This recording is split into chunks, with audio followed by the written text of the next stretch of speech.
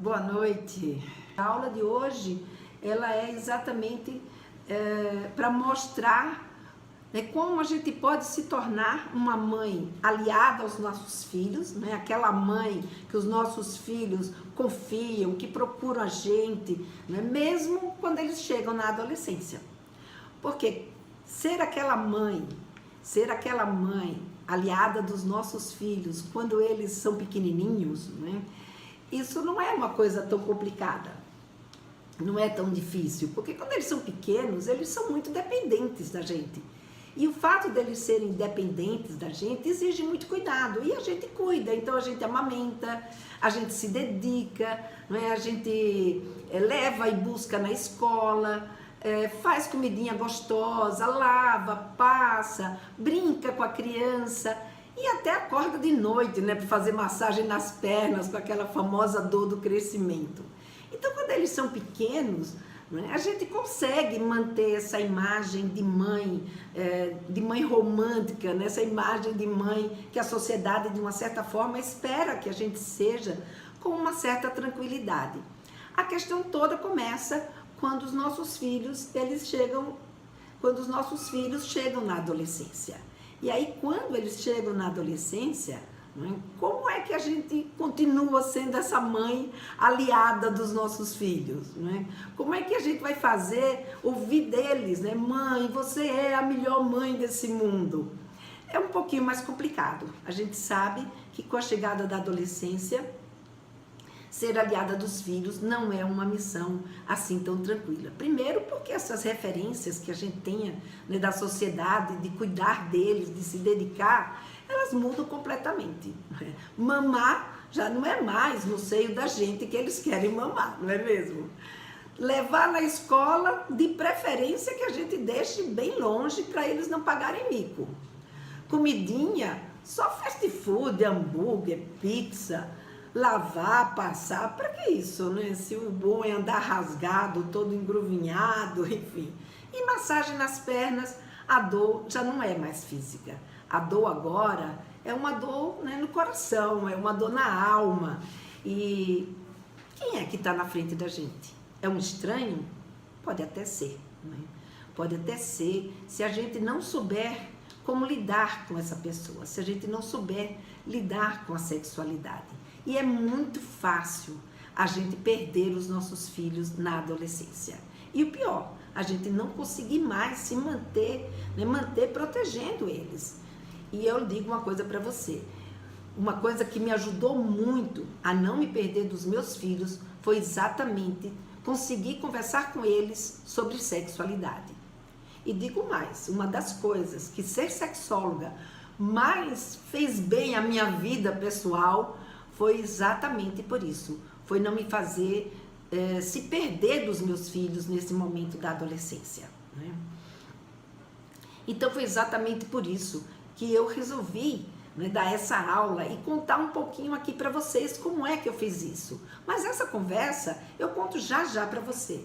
Agora eu vou contar um pouquinho de quem eu sou, né, para as pessoas que não me conhecem, que estão me vendo aqui pela primeira vez, e da onde, né, que eu tirei, por que eu tirei essa aula para conversar hoje aqui com vocês.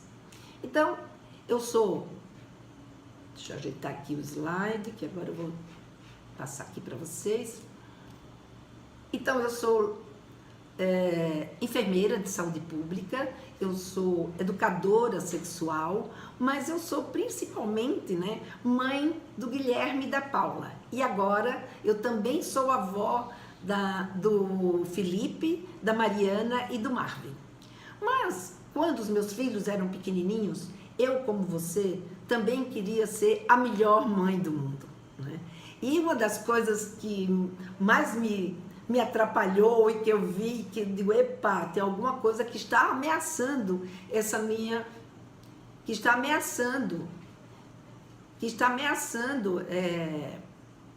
tem uma coisa que está ameaçando essa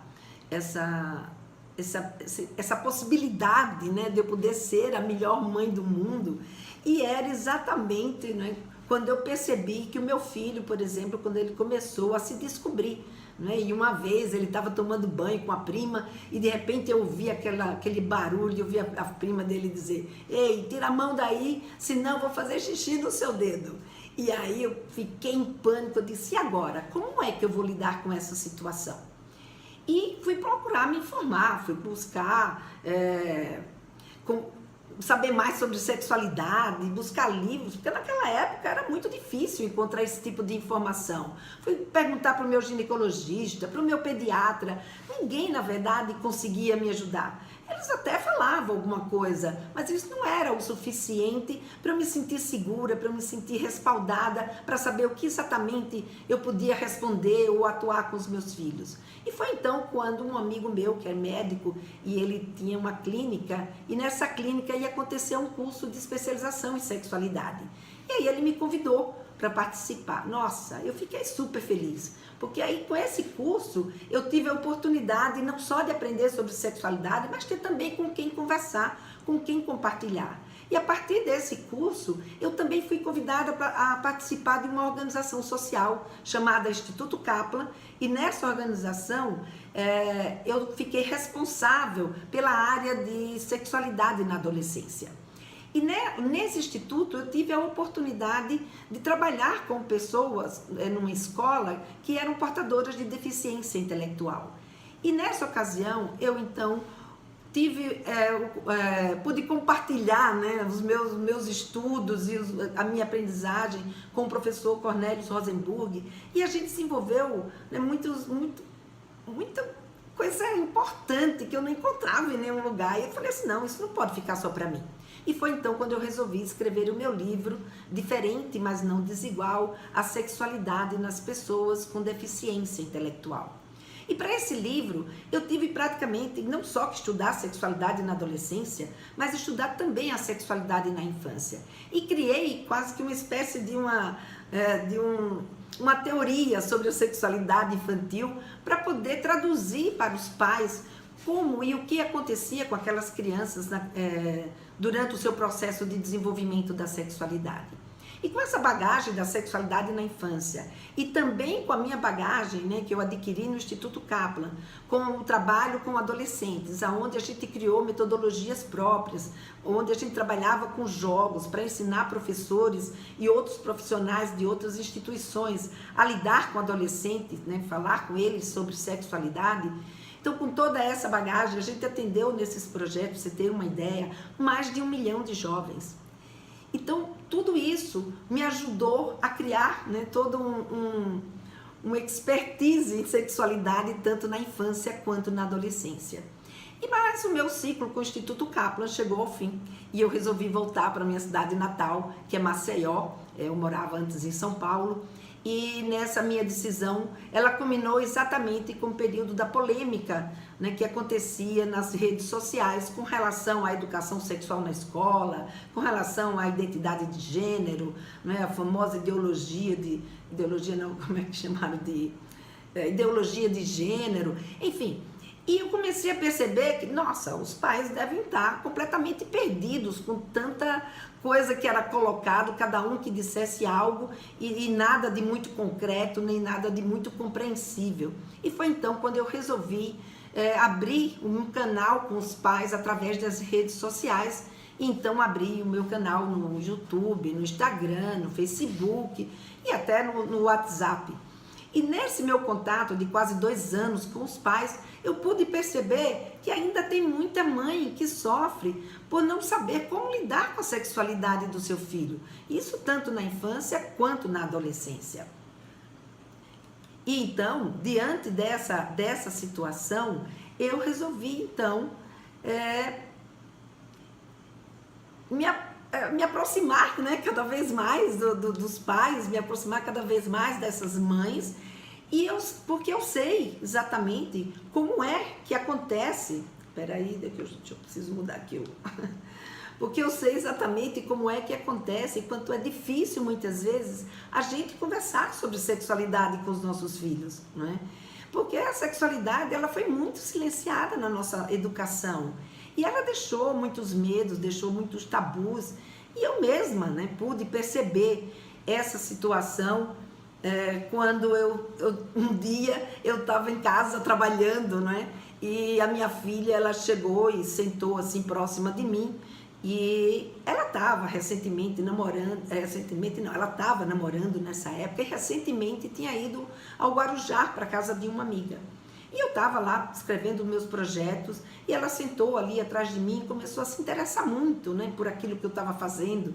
E aí ela me perguntando o que era que eu estava fazendo, e eu vendo, a gente sempre se deu bem, mas eu achando que ela estava interessada demais, né?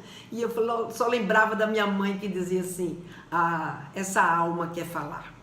E aí eu perguntei para minha filha, um pouquinho. Filha, você quer me fazer alguma pergunta? Quer me dizer alguma coisa? E ela então falou, sim, mãe, eu quero. Eu quero saber quando foi a sua primeira vez. Gente, na hora eu virei a cadeira rápido e falei para ela, filha, você transou? E ela então falou, transei. E aí eu na hora tomei aquele impacto e a primeira coisa que veio na minha cabeça foi, mas você usou camisinha, não é? E ela então falou, claro, né, mãe? Então eu, um pouco mais aliviada, consegui então enxergar que eu, na verdade, não estava preocupada tanto com a minha filha, eu estava preocupada com meus medos. E eu olhei para mim mesma, né? E disse, poxa, não é hora de eu julgar, não é hora de eu culpar, não é hora de eu, sabe, dar bronca, é hora de eu olhar para ela, é hora de eu olhar por ela. E eu olhei para aquela carinha que, se hoje ela com 35 anos, ela tem uma carinha de neném, você imagina ela adolescente. Então olhei para ela e então perguntei, e como é que você tá? Nossa, ela ficou super feliz. E ela disse, tô bem, mãe, tô bem. E começou a me contar como ela estava, os medos que ela tinha. E aí eu pude perceber, não é, que o fato de eu ter essa empatia com a minha filha, de eu ter dado esse suporte para ela, e ao mesmo tempo eu ter tido a possibilidade, né, de perguntar essas coisas para ela, mas não só perguntar, mas também dizer e conversar aquilo que era necessário, fez toda a diferença. Então o fato de eu ter um conhecimento sobre sexualidade na adolescência ajudou muito, né? Ou seja, eu ter essa competência para dar uma resposta adequada para minha filha nesse momento foi muito importante. Foi muito importante porque nessa hora eu pude perceber que quando a gente não está preparado, a gente pode criar um grande abismo entre o adulto e a adolescente. Ou seja, se eu não tivesse preparada para isso, eu teria me afastado da minha filha. E não foi isso o que aconteceu. Não foi esse abismo que se criou. Eu consegui dar o suporte, né, ter a empatia e acolher e fazer e dizer aquilo que era possível naquele momento e fazer naquele momento com ela. Mas, obviamente, que isso não aconteceu só porque foi naquele dia que eu dei esse suporte. Isso não acontece da noite para o dia. Isso acontece porque foi construído ao longo da nossa convivência, né, um vínculo de confiança. Isso aconteceu porque ela sabia que ela podia conversar sobre sexualidade comigo, porque durante toda a educação dela, a sexualidade dela sempre foi tratada com naturalidade e com respeito. Então, não é da noite para o dia, é uma construção, e foi essa construção que fez com que ela criasse coragem e fosse lá compartilhar comigo a intimidade dela. E você tem ideia, né, do que isso significou para mim? Isso significou uma honra, porque o filho compartilhar a sua intimidade com a mãe, é preciso ter bastante confiança, é preciso ser uma aliada dessa mãe. E isso não nos afastou, muito pelo contrário, isso nos uniu cada vez mais, nos tornamos muito mais próxima, tanto dela quanto do meu filho, e a gente se tornou verdadeiras aliadas. A gente se tornou verdadeiras... Ai, peraí que eu me enganchei aqui com o meu slide. Pronto. É que eu estou num instrumento aqui novo, que eu não estou familiarizada, estou aprendendo. Então, essa aproximação fez com que a gente, sabe, chegasse mais junto. E eles sabiam que eu estava ali, e que ela podia contar comigo, que ele podia contar comigo, que eu era uma mãe de verdade para eles, né? Eles podiam ter um suporte, principalmente, né, a minha filha. Tanto que a gente conversava tanto que tinha horas que eu tinha que dizer para ela: epa, para, não sou sua amiguinha, eu sou a sua mãe, né? Então, por isso que eu digo para vocês que, pela minha experiência pessoal e pela minha experiência profissional, é importante a gente conversar sobre sexualidade, e é isso que eu vim mostrar nessa aula aqui para vocês. E fica aqui comigo porque eu vou mostrar exatamente como é que você pode fazer isso.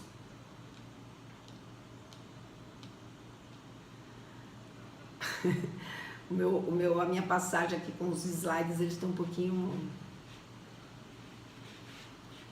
Pronto. Então vejam, por que os filhos se afastam da gente? Porque é tão fácil, né, a gente se perder dos nossos filhos quando eles se tornam adolescentes. É que a adolescência é um momento muito complexa, né? É um período extremamente delicado para toda a família. E é claro, né, que não é só a sexualidade, vários fatores estão envolvidos nessa história. Mas se a gente, sabe, desconhece a sexualidade, se a gente não tem conhecimento sobre a sexualidade, esse desconhecimento, ele vai, de uma certa forma, ocupar um espaço muito grande e vai ser responsável por muito dos conflitos e dos entendimentos que a gente acaba vivenciando com os nossos filhos, né? Então, tudo depende de como a gente lida com essa sexualidade. Se a gente consegue lidar com essa sexualidade de uma forma adequada, a gente pode caminhar bem. Mas se você, por um acaso, é uma daquelas mães que acha que sexo, por exemplo, não é coisa de criança, isso vai lhe afastar do seu filho. Porque pensar que pelo fato de você não falar sobre sexualidade ou de você não conversar com seu filho sobre sexualidade, a sexualidade vai deixar de existir, lê de engano. Primeiro, porque sexualidade não é só uma questão de fazer sexo. Então, quando o seu filho te pergunta como é que ele nasceu, como é que ele foi parar dentro da barriga, por que ele é menino, por que ela é menina, quando você ensina para o seu filho que ele não deve, por exemplo, tocar os genitais em público, tudo isso é sexualidade, tudo isso é educação sexual. E isso começa na infância, não é na adolescência que a sexualidade começa.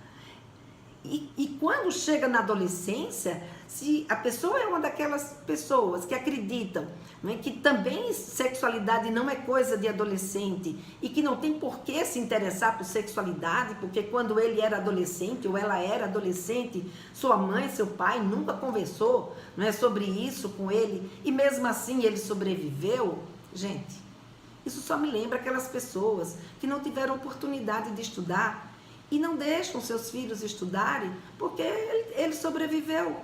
Então não precisa para os seus filhos estudarem.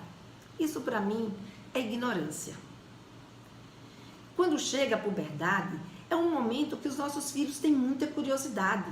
Então, se quando ele chega perto de você, vai fazer uma pergunta com relação ao seu desenvolvimento, ou quando a sua filha menstrua, ou ela tem curiosidade de querer saber quando é que ela vai menstruar, o seu filho quer saber se o pênis dele vai crescer, se masturbar mais rápido, a ejaculação vai chegar mais depressa, e você simplesmente olha para ele e diz assim: não fique inventando moda, tudo isso vai passar o seu tempo, e tudo isso vai crescer ao seu tempo, e não há nada com que você se preocupar. Nessa hora, você está desqualificando a dor do teu filho, você está desqualificando o interesse dele, a curiosidade dele. Isso não funciona, isso afasta você do seu filho, isso afasta você da sua filha. Se ela menstruou e você levou na ginecologista e achou que só pelo fato de você ter deixado ela lá na ginecologista, a ginecologista já deu todas as informações de como se prevenir, isso vai tornar a sua filha uma garota responsável sexualmente? Isso também não é o suficiente. Isso vai afastar você da sua filha. Se quando o seu filho fica o tempo inteiro no banheiro, demora horas no banheiro, e você sabe o que ele está fazendo e fica distante, mas não conversa com ele sobre o assunto, isso também afasta você do seu filho. Então, desconsiderar e negar a sexualidade, isso não funciona. O que funciona é a gente fazer as pazes. É a gente fazer as pazes com a sexualidade. O que funciona é a gente entender que na infância a sexualidade, ela vai... É a gente entender a sexualidade na infância, a gente entender o que acontece, né, com essa criança. Entender que essa criança vai passar por várias fases. Ela vai passar pela fase anal, pela fase oral, ela vai passar pela fase fálica ou autossexual, de latência, que hoje em dia já nem está mais tão latente assim quanto Freud imaginou que seria. Né? Entender que, sabe, qual é a intenção que a criança tem naquele gesto que ela está fazendo. Será que é de prazer ou ela está querendo me provocar? Então, quando a gente entende todo o desenvolvimento sexual na infância, quando a gente entende, né, o que a criança está sentindo, o porquê daquelas curiosidades, a gente tem mais tranquilidade para tomar atitudes, né, de encontrar atitudes mais adequadas, ligadas, obviamente, aos valores de cada um, e ensinar para a criança aquilo que ela precisa aprender. Como, por exemplo, quando a gente vai trabalhar com a criança a questão da prevenção de abuso sexual. Quando a gente faz isso, quando você ensina para a criança como ela se prevenir de um abuso sexual, ensinando para ela que ela tem um corpo, parte do corpo que é pública, parte do corpo que é privado, essa criança não só ela aprende a se cuidar e a ficar de olho nas situações, como você também desbanca esse agressor, porque esse agressor ele se utiliza exatamente dessa fragilidade que existe nas famílias, que é o tabu da conversa sobre sexualidade, para poder se aproveitar dessa criança. E quando essa criança, por um acaso, ela não consegue se livrar de uma agressão como essa, ela pelo menos vai encontrar em você um porto seguro para poder contar, para não deixar que esse ciclo continue. E ela poder, então, fazer a sua denúncia.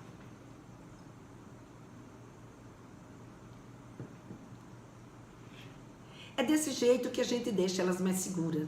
É desse jeito, conversando e orientando a criança, que a gente consegue, então, protegê-las com relação às violências sexuais na infância.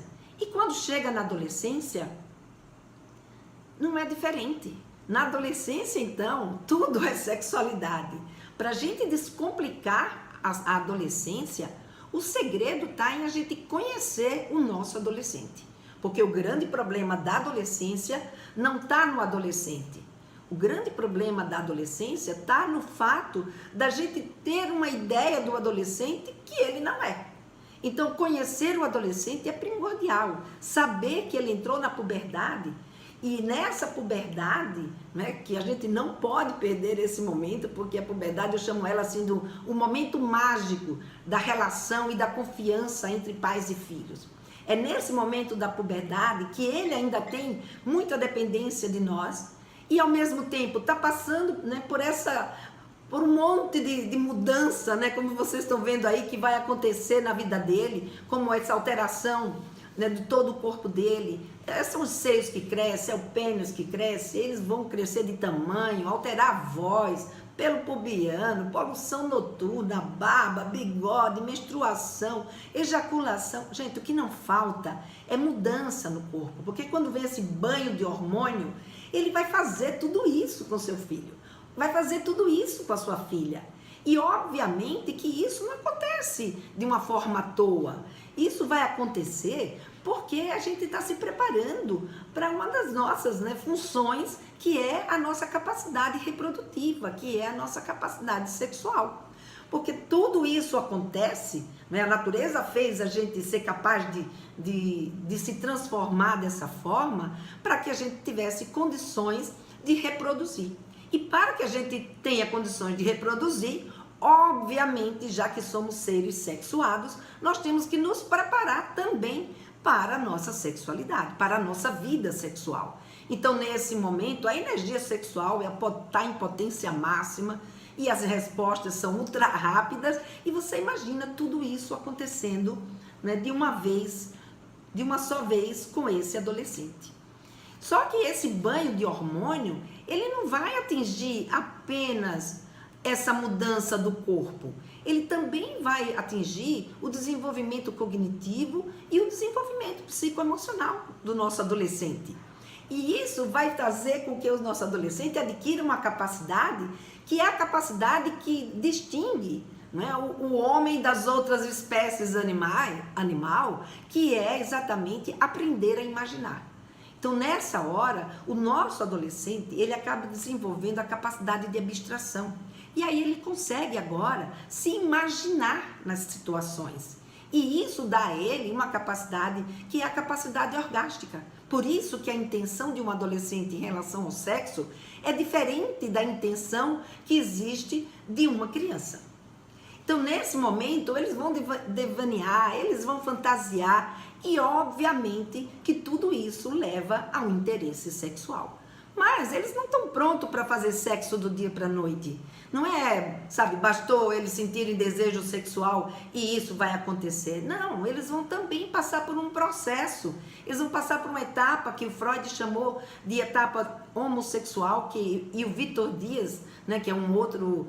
Um psiquiatra que eu acompanho e que eu gosto muito das colocações dele, que ele chamou da fase do grande amigo e da fase da grande amiga, que é o momento que eles vão aprender a ser do sexo que ele é.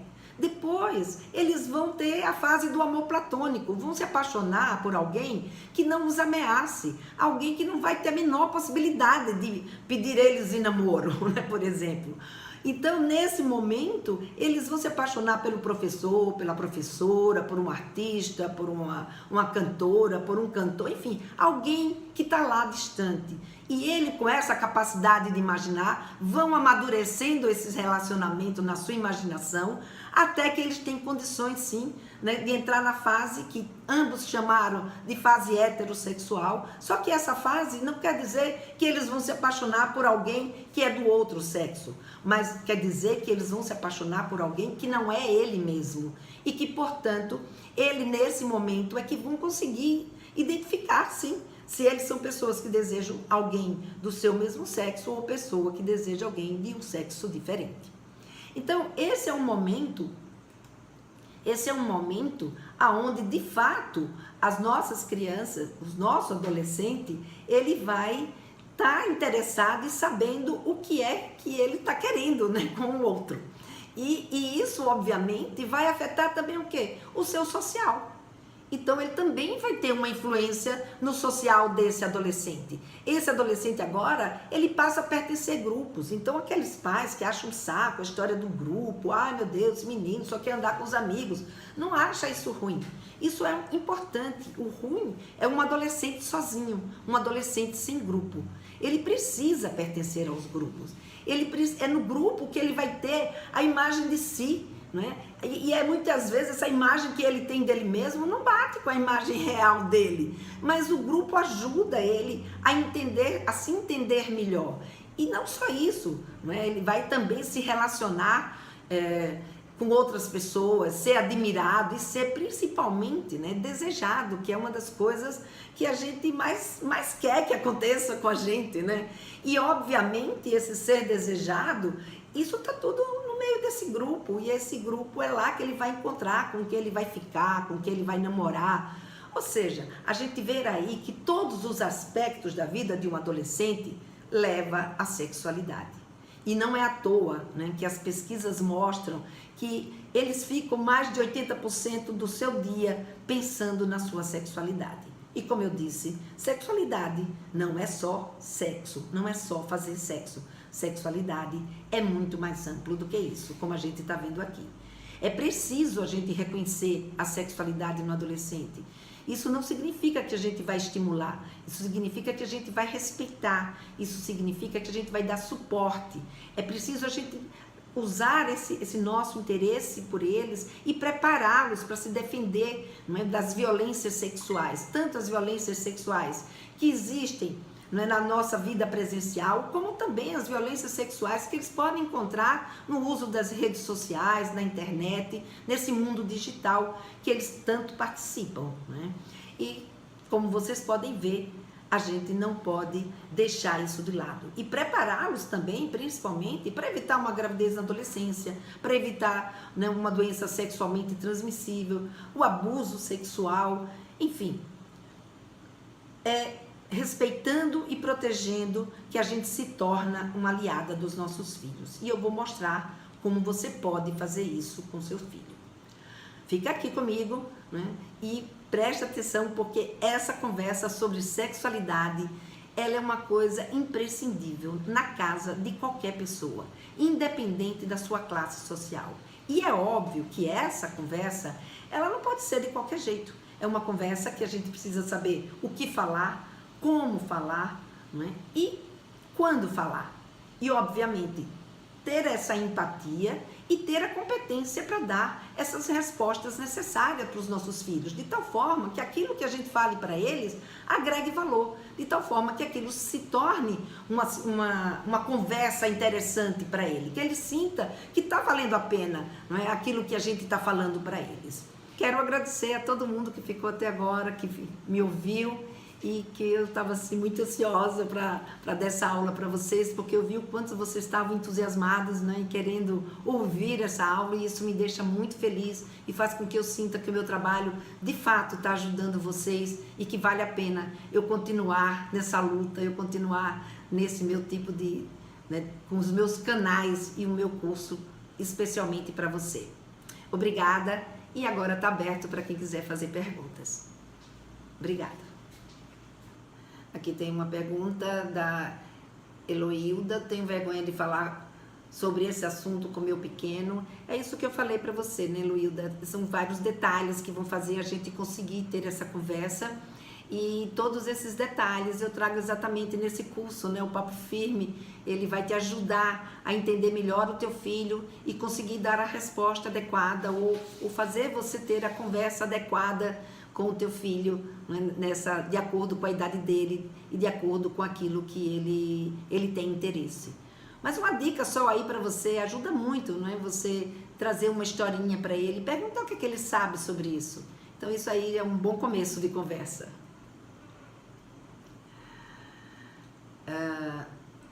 Tem aqui uma pessoa perguntando o bote Duduzinho, vocês usam os nomes diferentes, né, nas suas redes sociais, que pergunta o que é poluição noturna. A poluição noturna é quando o garoto ejacula, ou, né, o homem ejacula dormindo.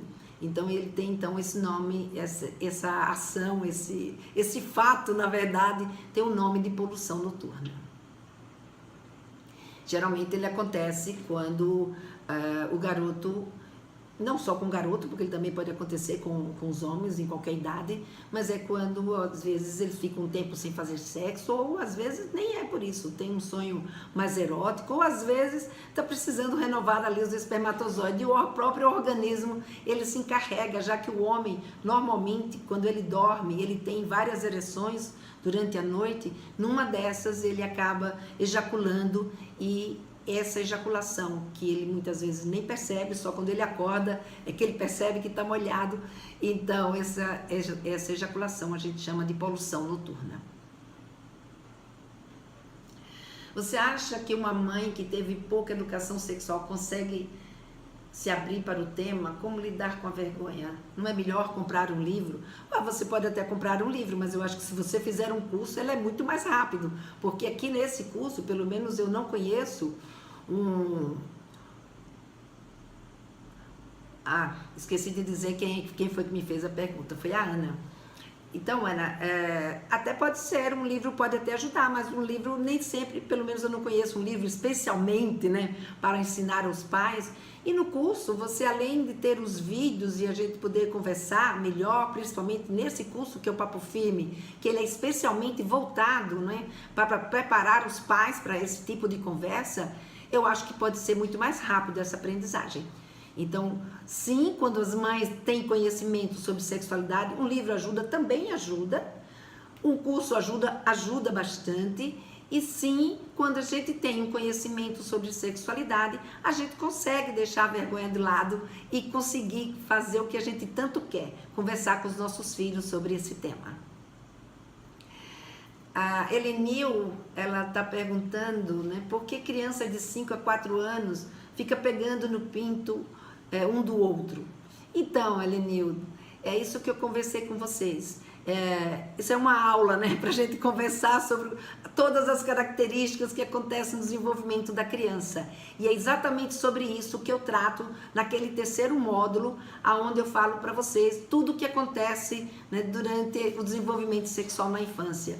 E principalmente essa questão, por que eles fazem isso? Né? Só te digo uma coisa para te deixar tranquila, isso faz parte do desenvolvimento sexual da infância.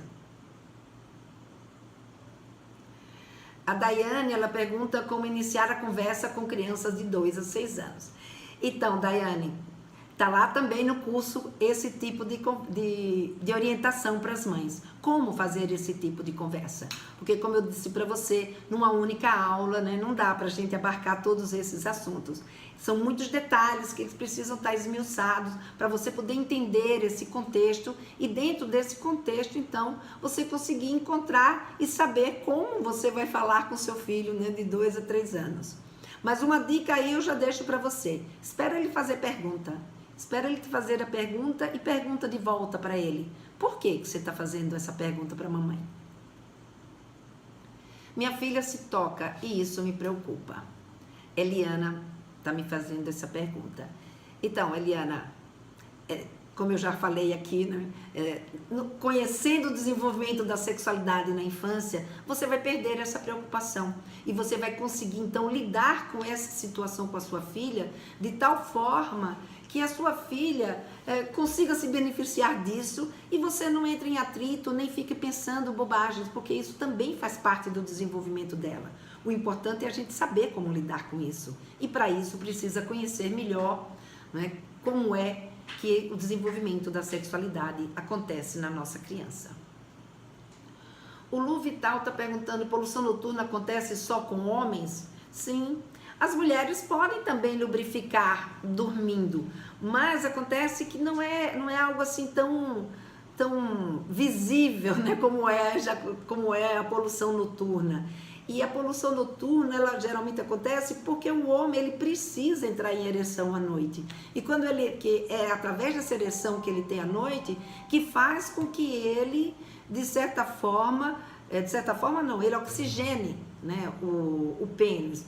E nessas dele ter ereção, se ele tem ou algum, como é que eu diria, algum pensamento erótico, ou mesmo ele está um tempo sem transar, ou mesmo por nada, né? Ele pode ter essa ejaculação, tá? Então, é comum sim, é comum não, é só nos homens, porque só os homens ejaculam. As mulheres, há a possibilidade das mulheres ejacularem, mas isso é muito raro e precisa essa mulher estar num nível de excitação muito alto que dormindo ela não consegue. A Roberta pergunta aqui, até que ponto é bom os nossos filhos ver a gente nua? Tudo depende, Roberta. Vai depender de como vocês se sentem diante desse tipo de situação. Bom, gente, acho que por hoje as perguntas que vieram estão aí. A gente tem o nosso suporte que fica na página lá à disposição de vocês para qualquer dúvida que vocês tenham. E qualquer coisa, eu estou à disposição de vocês, tá bom?